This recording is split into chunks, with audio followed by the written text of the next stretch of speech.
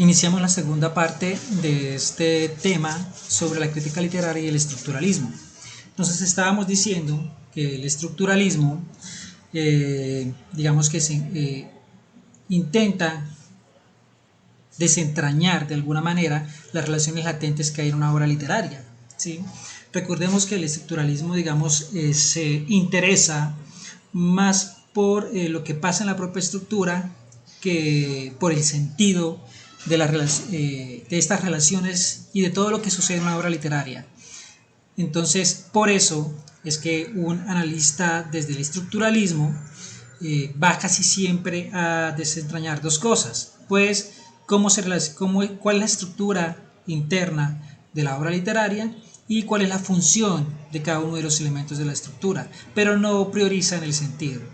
El segundo punto del que nos habla Gerard Genet dice, cuyo presupuesto básico consiste precisamente en valorizar las estructuras a expensas de las sustancias, es decir, trata de no darle explicación a lo más sustancial, digamos algunos elementos que parten desde las representaciones sociales de ciertos personajes, las relaciones que hay entre los elementos incluidos en el texto con otras disciplinas como la psicología, no sé, la antropología, la sociología, etc. Entonces se centra demasiado en valorizar esas estructuras y se aleja bastante de las sustancias, de muchos de los elementos relevantes en una obra literaria.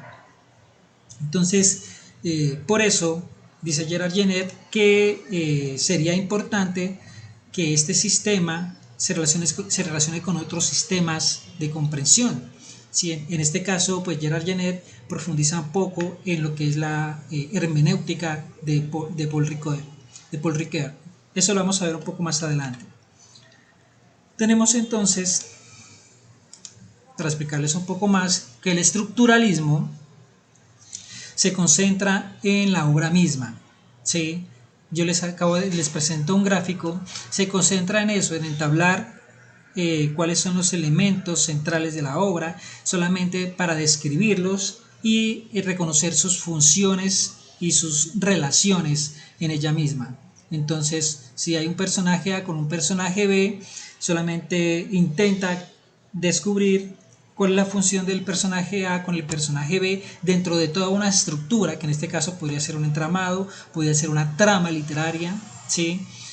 Una trama que tiene que ver con cómo está organizado el texto. Entonces, es muy importante que, según Gerard Genet, no sea asumida la obra como un absoluto, que era algo muy común en el estructuralismo. Como un absoluto se refiere a como un elemento completamente cerrado, ¿sí? Y desde ese punto de vista es muy difícil que se relacionen con otras digamos que disciplinas externas, como ya lo dije, como la psicología, la sociología, etc. Si se piensa que la obra en sí misma es un todo, ¿sí? La obra en sí misma sí debe tener verosimilitud, pero siempre se puede relacionar con otros elementos. Entonces, este absolutismo se le critica al estructuralismo y se le critica desde prácticamente comienzos del siglo XX, años 20, 30, con algunos postulados que se dieron cuenta que la obra quedaba muy corta, el análisis de la obra quedaba muy corta si no incluíamos otro tipo de disciplinas en los análisis. Entonces, digamos que se encontraron algunos elementos que iban en contra de valorar todo lo que incluía una obra literaria si se hacía un análisis específicamente estructuralista.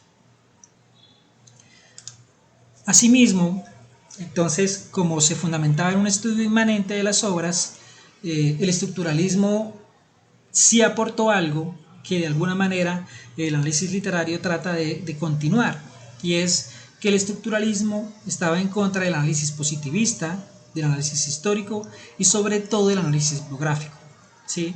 ¿A qué me refiero con estos tres elementos? Gerard Genet nos habla de que estaba en contra de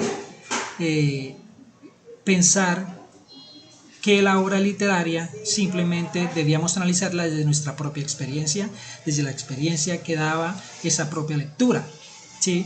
Una experiencia que debía tener todas las evidencias, ¿sí? También pasa lo mismo con la historia, ¿sí? Encontrar en una obra literaria solamente los elementos históricos, eso decía el estructuralismo que no era hacer crítica literaria. Y el más importante, que es relacionar directamente la obra literaria con la biografía del autor o de la autora. Suponer que porque estaba viviendo cierto momento, estaba en cierto estado el escritor, por eso escribió esto, y que la obra representa todo el estado y todo lo que vivió el autor en ese momento. Esto es muy determinista, y en esto sí está de acuerdo la crítica literaria. Digamos que en la actualidad es muy determinista pensar que el autor tiene una única visión del mundo a partir de su estado, y que entonces si está triste escribe obras tristes, si está alegre escribe obras alegres. Tenemos que tener en cuenta que la literatura construye un elemento central, que es el narrador, que es el que nos cuenta una historia, no específicamente el autor. Esto lo veremos con La muerte del autor de Roland Barthes específicamente. Entonces, digamos que, como ya para resumir un poco esto, se habla más de una racionalidad de la comprensión, ¿sí? Y no una racionalidad de la explicación.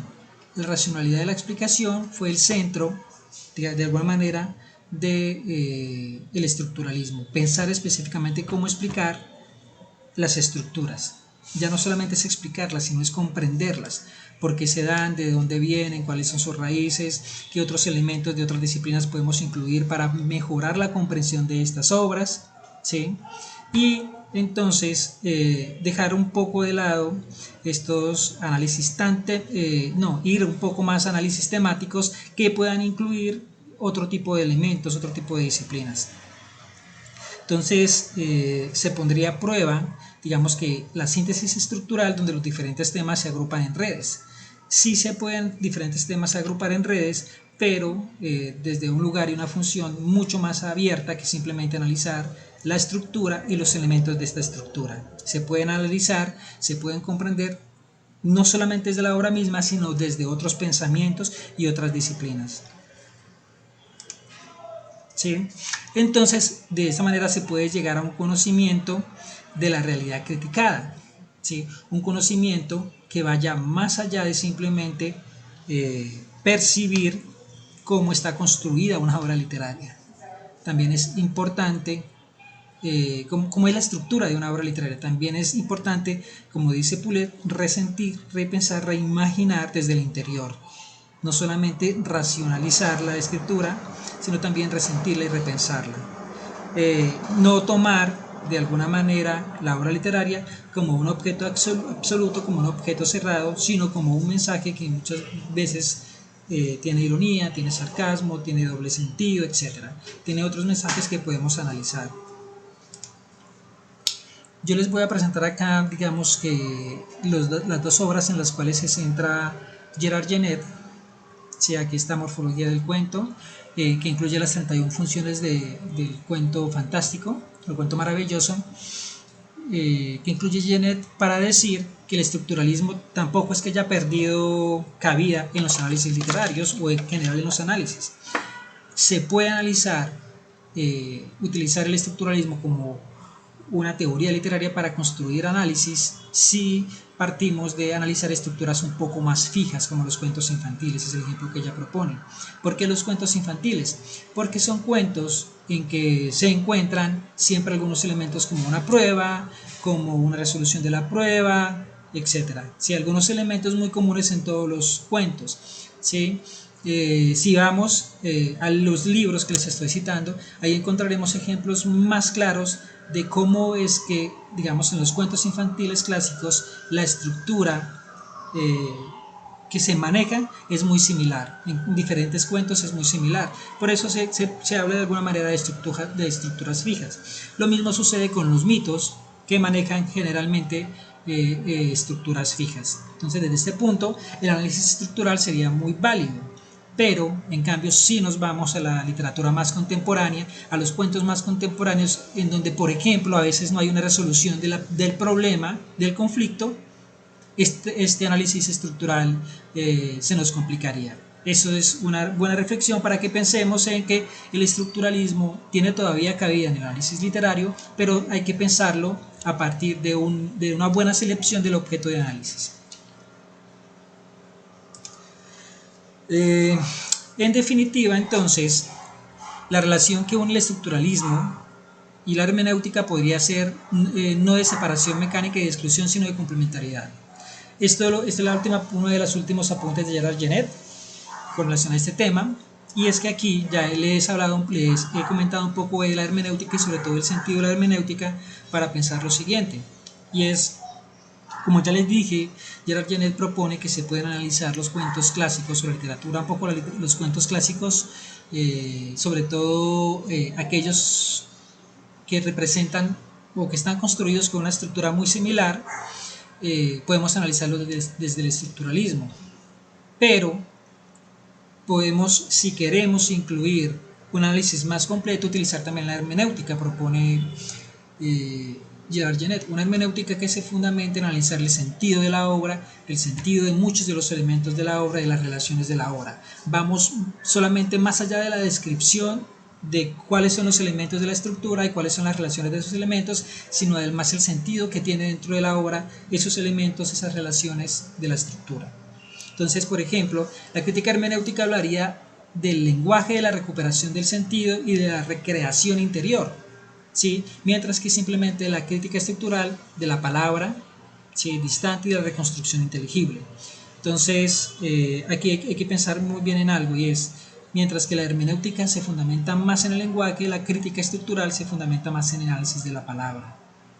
La palabra, porque es el elemento que ella toma como de alguna manera el que permite relacionar, por ejemplo, la palabra, si aparece el nombre de un personaje con la palabra que es el nombre de otro personaje, lo podemos relacionar, pero no tanto desde el sentido, sino simplemente de qué función cumple cada uno de estos personajes en la obra, ¿sí?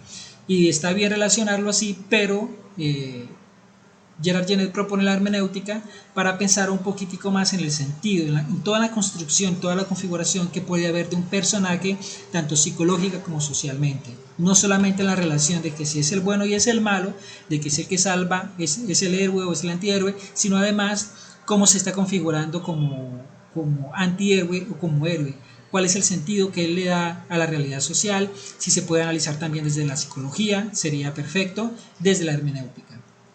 Entonces, digamos que una conclusión es que dice Genet que la crítica literaria no tiene ninguna razón para negarse a prestar atención a las nuevas significaciones. Se refiere específicamente al análisis hermenéutico, al análisis del sentido, que el estructuralismo puede obtener de las obras aparentemente más cercanas y más familiares, distanciando su palabra. Pues una de las lecciones más profundas de la antropología moderna nos enseña que por su misma distancia lo remoto no es tan bien próximo. Esto lo explicamos de una manera muy sencilla. Cuando analizamos o realizamos un análisis estructuralista, generalmente nos acercamos muchísimo a la obra para ver cómo está su estructura. Y lo que propone Genet es que en lugar de acercarnos, tratemos de tener una mirada más amplia, más panorámica, que nos alejemos para tener una mirada que abarque todos los elementos, que intente descifrar todos los elementos y que le trate de dar sentido a cada uno de todos estos elementos desde distintos puntos de vista, ¿sí? Por eso ella habla de que hay que asumir una distancia desde el crítico, que es el sujeto lector en este caso, y desde el libro, que es el objeto interpretado, el libro como obra de arte. Entonces es muy importante que tengamos en cuenta esto. Aquí les presento finalmente algunas referencias que les van a servir para ahondar en los temas que hemos hablado, ¿sí? Desde el estructuralismo, el texto de Gerard Genet, desde Rubén Dorra, con hablar de la literatura, y los textos de Barthes que les he citado. Espero que esta explicación les sirva. Seguiremos ahondando en estos elementos de la crítica literaria y su relación con algunos posicionamientos teóricos. Un abrazo para todos, feliz día.